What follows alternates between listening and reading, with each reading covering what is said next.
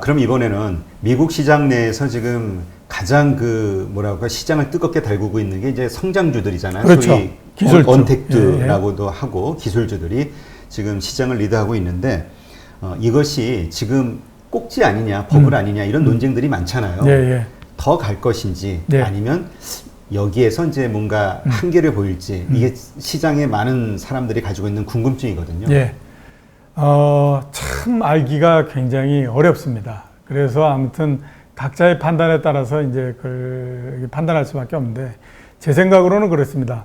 부담스러운 수준까지 올라간 거는 분명한데 당장에 그칠 거다라고 확신할 수 없기 때문에 여기에서는 나는 아무튼 이 정도면 된 것 같아 라고 나는 여기에서 나의 욕심을 버리겠어 라고 하면 차에서 내려야 되고 나는 아무튼 나의 운을 믿고 끝까지 한번 가본다 라고 생각하면 이제 가야 되는 거고 이런 이제 국면이기 때문에 참 판단하기는 어렵다라고 봐야 되는데 여러 형태로서 봤을 때에 과열된 신호가 나오고 있는 거는 분명하다라고 봐야 되죠.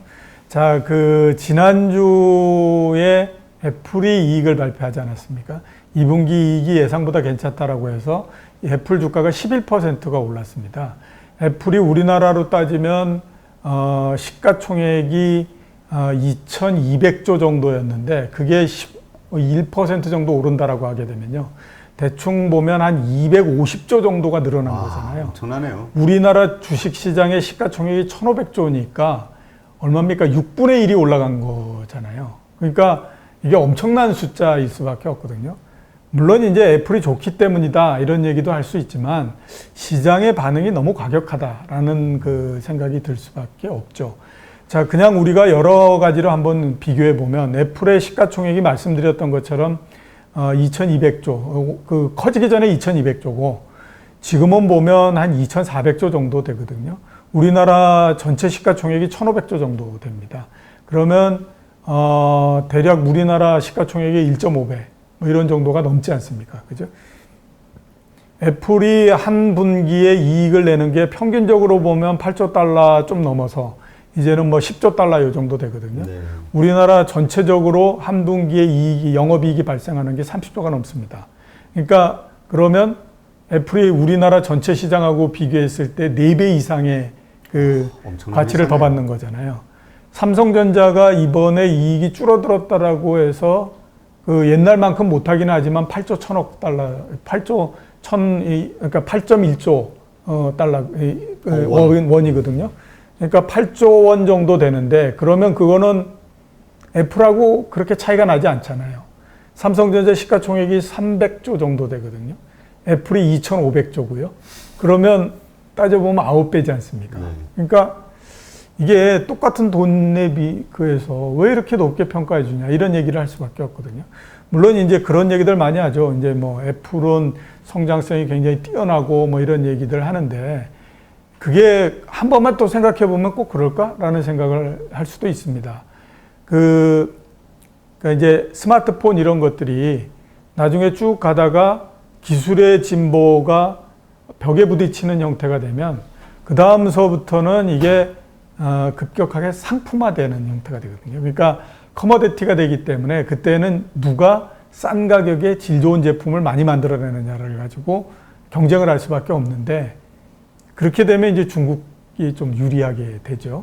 그러니까 이런 형태가 되기 때문에 이번에 이제 아이폰 12가 나온다, 아이폰 10이 나온다 이렇게 하는데 지금 얘기 들어보면 카메라 하나 더 들어간다라고 하더라고요. 그러면 이거는 기술의 진보는 별로 없는 겁니다. 사람들이 카메라 하나 더 들어간다라고 해서 뭐 그렇게 크게 느끼겠습니까? 그죠?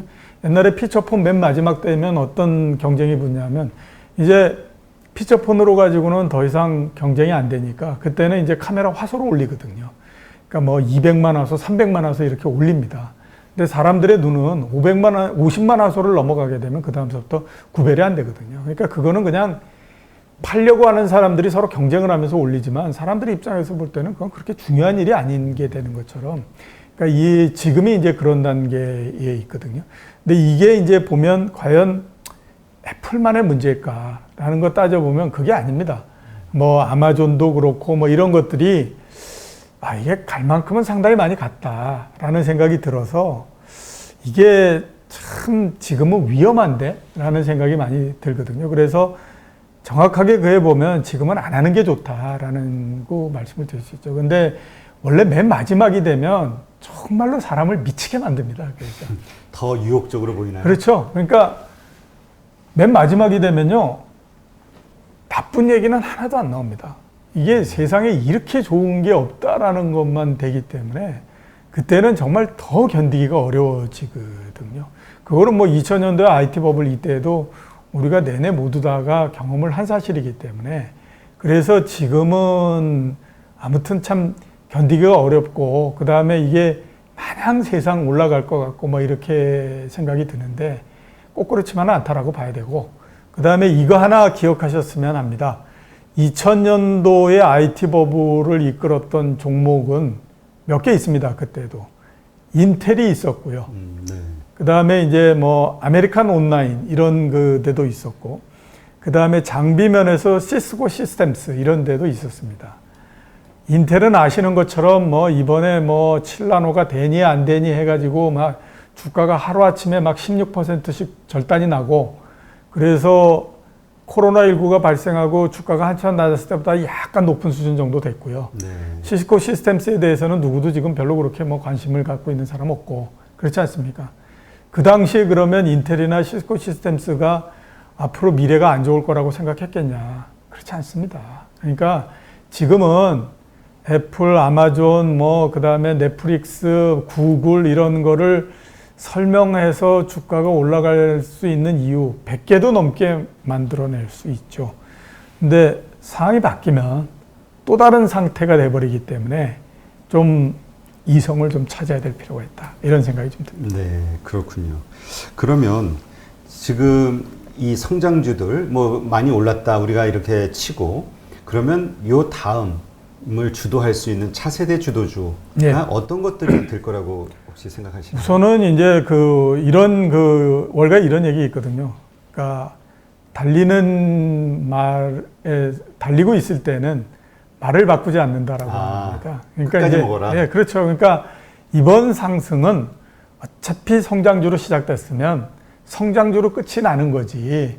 이게 많이 올랐다고 해서 중간에 바뀌어 가지고 다른 걸로 가고 이렇게 되지 않는다라고 하는 거죠. 네. 그러니까 이번 같은 경우에는 아무튼 처음서부터 끝까지 미국도 성장주, 우리나라도 성장주 이걸로 끝장을 보아버리는 거고요. 그 다음에 이제 그게 끝나면 전체적으로 주가가 주저앉습니다. 그러니까 이제 끝나는 시점에 다른 걸로 교체돼서 가는 게 아니라 한번 팍 꺼져버리고 꺼지고 난 다음에 이제 또 옆으로 기기도 하고 뭐 이러면서 이제 정비를 해가지고 다른 주자로 바꿔서 이제 그걸 하는 거거든요. 근데 이게 이 세상 만사가 다 그런 것처럼 한쪽이 흥하게 되면 한쪽이 주저앉아 있는 상태가 되고요. 네.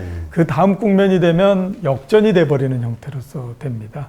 그러니까 이제 이번 같은 경우는 성장주가 굉장히 많이 상승을 했기 때문에 그 다음에 만약에 떨어질 때는 성장주가 떨어지지 않겠습니까? 떨어질 때는 이제 성장주에 대해서 또 여러 가지 얘기들이 나옵니다. 이제 드디어 끝이 났다. 뭐 이러면서 이제 고평가가 된 게 예, 이제 그렇죠. 제자리 찾아간다. 이제 너희는 이제 이번 고점을 회복하려면 50년 지나야 돼. 뭐 이러면서 이제 얘기 나옵니다.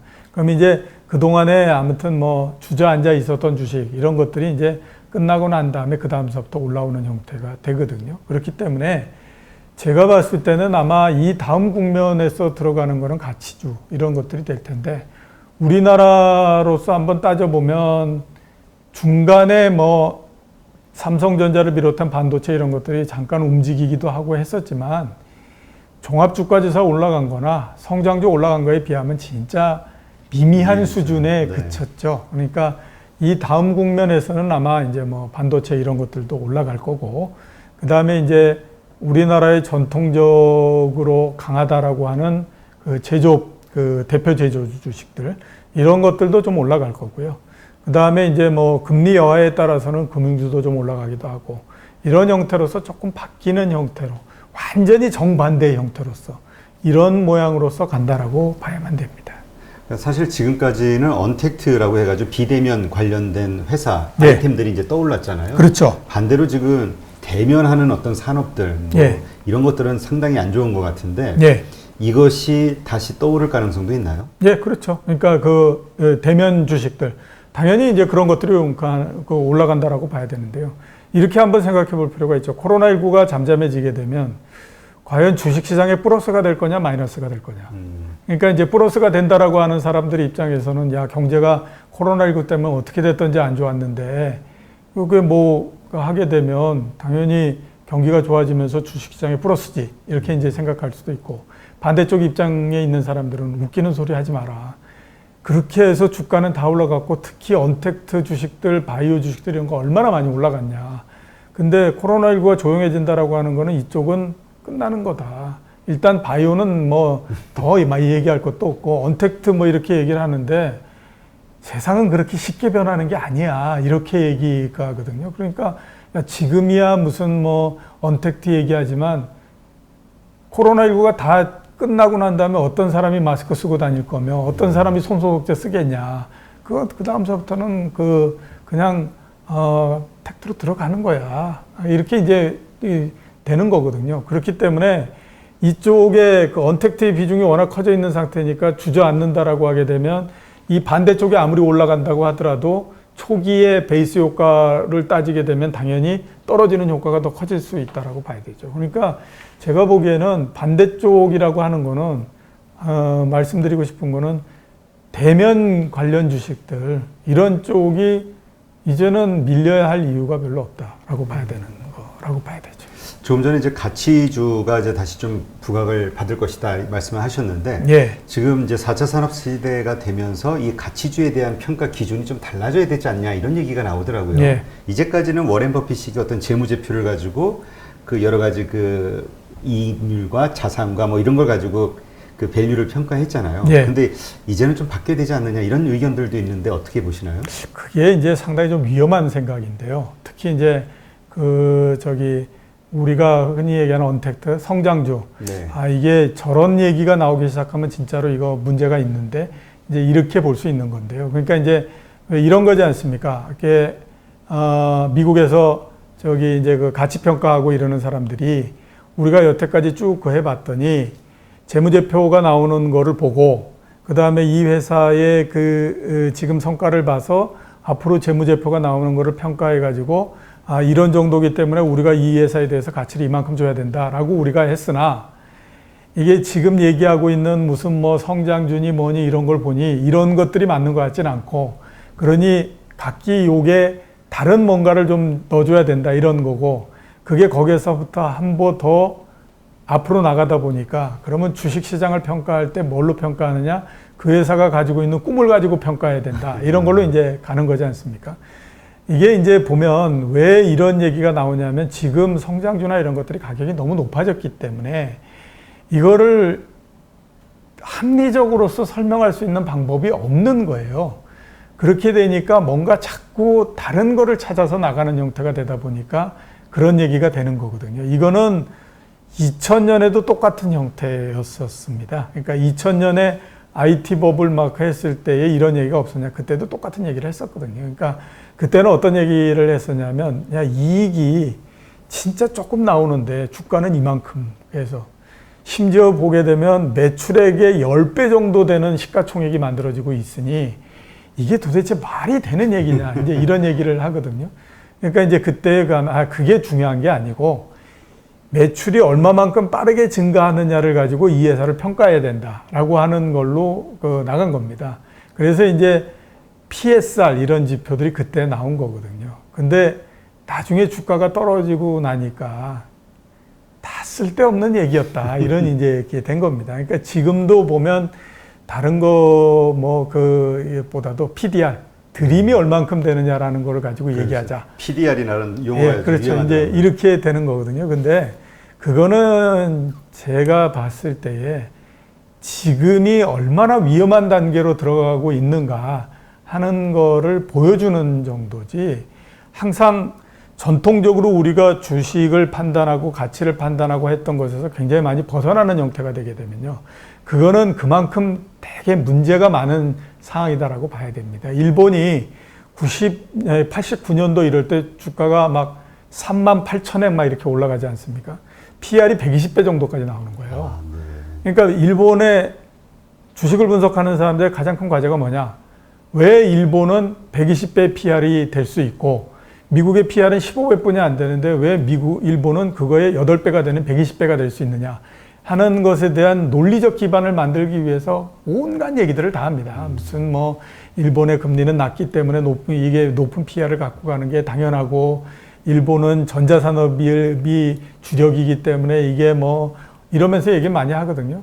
근데 뭐 나중에 가보니까 하나도 맞는 건 없었고 폭락으로 예, 주가 폭락하고 난 다음에 결국 보니까 뭐 한 25배 정도 PR이 떨어진 다음에 이게 정상이었네 이렇게 되니까 지금 그 얘기가 나오는 것 자체는 제가 봤을 때는 지금 성장주가 얼마나 위험한 상태에 있는가 하는 것을 보여주는 그런 거다라고 봐야 되죠. 그러면 센터장님은 워렌 버핏의 그 가치 투자 예. 그것이 옳은 방식이다라고 생각하시는 건가요? 예, 그렇죠. 그러니까 어떻게 생각하면 반대쪽을 우리가 보고 투자한다라고 하면 지금이 굉장히 좋은 때인 거죠.